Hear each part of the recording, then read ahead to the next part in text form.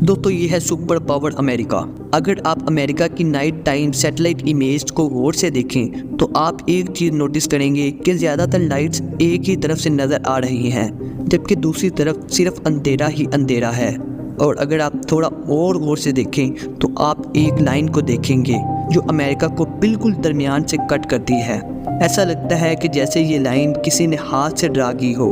इसके अलावा अमेरिका के रोड नेटवर्क्स भी ज़्यादातर ईस्ट ही की तरफ हैं, यहाँ तक कि फ्यूल स्टेशंस और बड़ी बड़ी इंडस्ट्रीज भी। हैरानकुन तौर पर अमेरिका की 80% पॉपुलेशन सिर्फ इतने से एरिया में रहती है और बाकी बचे इतने ज़्यादा एरिया में सिर्फ 20% पॉपुलेशन रहती है।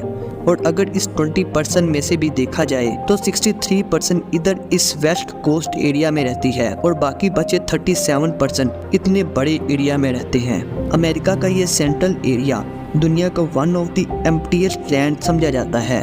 लेकिन आखिर क्यों?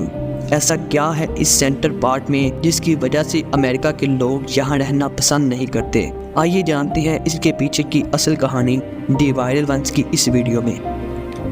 दोस्तों ये बात है 4 जुलाई 1776 की, जब अमेरिका आज़ाद हुआ था। तब अमेरिका सिर्फ इतने ही हिस्से का मालिक था और बाकी ये सारा एरिया यूरोप टेरिटरीज के कब्जे में था। लेकिन इसके बाद एक एक करके अमेरिका ने यूरोप टेरिटरीज को पैसों से खरीदना शुरू कर दिया और फिर तकरीबन 80 साल के बाद अमेरिका ने इन तमाम इलाकों को खरीद लिया और इस तरह बन गया दुनिया का 4th लार्जेस्ट कंट्री। हैरानकुन तौर पर आज का सुपर पावर अमेरिका इस ईस्ट पोर्शन में क्रिएट हुआ था और फिर फैलता फैलता पहुंच गया वेस्ट तक। यही वो पहली रीज़न है जिसकी वजह से ज़्यादातर अमेरिकन इस ईस्ट पोर्शन में रह रहे हैं। दोस्तों अमेरिका के बारे में कहा जाता है कि America is the nation build by immigrants, यानी कि नेटिव अमेरिकन और अफ्रीकन गुलामों के अलावा बाकी लोग बाहर से यहाँ आए थे और ये बाहर से आने वाले ज़्यादातर लोग ईस्ट में ही सेटल हो गए थे। 19वीं सेंचुरी में अपनी कंट्री से नाखुश 30 मिलियन यानी 3 करोड़ यूरोपियन ने अमेरिकन का रुख किया था और यहाँ आके ये लोग अमेरिका के ईस्टर्न सिटीज़ जैसा कि न्यूयॉर्क में सेटल हो गए थे। ज़्यादातर लोग ईस्टर्न सिटीज़ में ही सेटल हुए थे, इसलिए इंडस्ट्रियल रेवोल्यूशन भी ईस्ट ही की तरफ आया था और ज़्यादातर इंडस्ट्रीज़ को ईस्ट ही में लगाया गया था। सो अगर देखा जाए तो ईस्ट नेचुरली एक इंडस्ट्रियल हब बन गया था। अमेरिका में लोगों के इस तरह रहने की तीसरी बड़ी और अहम वजह है अमेरिका की क्लाइमेटिक बाउंड्री। जी हाँ दोस्तों, समझने के लिए आप इस लाइन को देखिए। ये वो लाइन है जो कि अमेरिका की क्लाइमेटिक बाउंड्री है। इस लाइन के अगर ईस्ट में देखा जाए तो आपको हर तरफ हरियाली, बड़े बड़े फर्टाइल मैदान नजर आएंगे।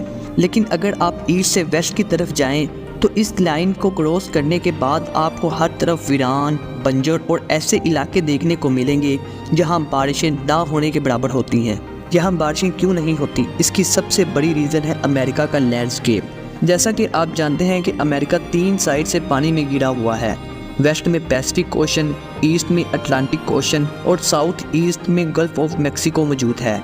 लेकिन पैसिफिक ओशन से आने वाली हवाओं को वेस्ट में मौजूद ये माउंटेन रेंजेस आगे जाने से रोक देती हैं और इससे होता ये है कि अमेरिका का ये वेस्टर्न रीजन वो रीजन बन जाता है जहां अच्छी खासी बारिशें हो जाती हैं।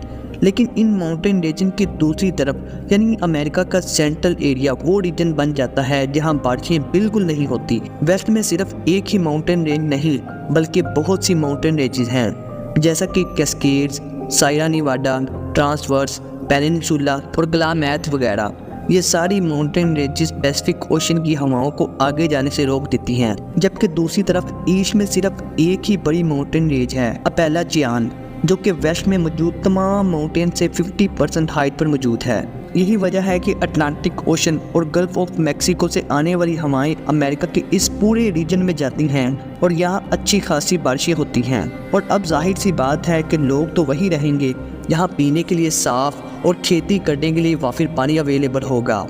लेकिन दोस्तों ये सुनकर आप शॉक्ड होंगे कि अमेरिका के इस क्लाइमेटिक मैप को 1 सेंचुरी पहले ही किसी ने डिस्कवर कर दिया था और वो थे American scientist John Wesley Powell.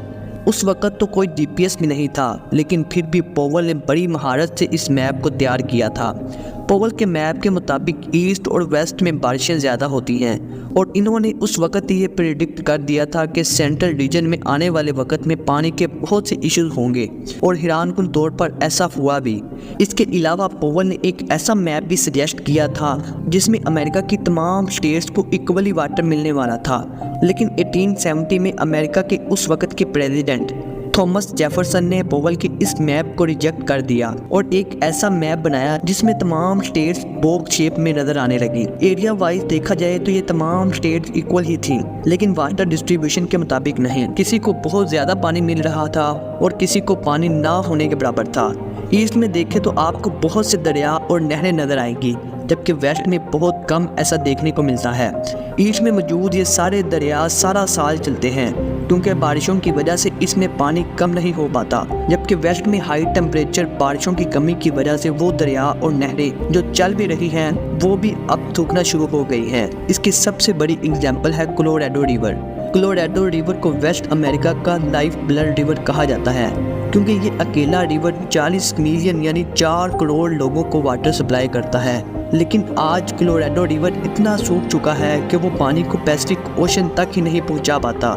इसी वजह से एक्सपर्ट्स का कहना है कि 2030 तक वेस्ट अमेरिका की बहुत बड़ी पॉपुलेशन माइग्रेट होकर ईस्ट अमेरिका में चली जाएगी।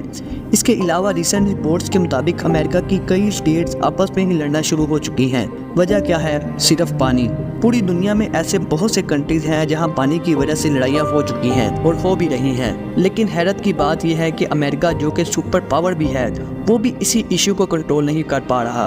वेल दोस्तों, ये तो थी हमारी आज की इन्फॉर्मेटिव वीडियो। आपका इसके बारे में क्या ख्याल है? कमेंट करके ज़रूर बताइएगा। अगर वीडियो अच्छी लगी है तो वीडियो को लाइक करें, चैनल को सब्सक्राइब कर लें। मिलते हैं नेक्स्ट वीडियो में, तब तक अपना ख्याल रखिए। अल्लाह हाफिज़।